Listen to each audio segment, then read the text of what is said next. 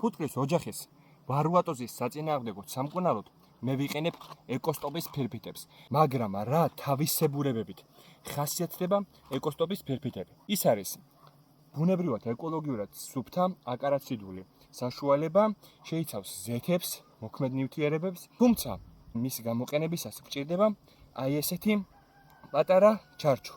და რატომ ეს? მოქმედი ნივთიერებები რასაც შეიცავს, უნდა აორთქლდეს აუცილებლად.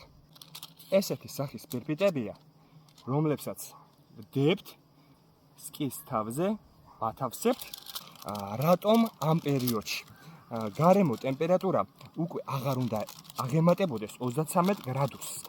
არ უნდა იყოს ღალიანობა. ანუ ფუტკრას ნექტარი არ უნდა შემოჰქონდეს სკაში.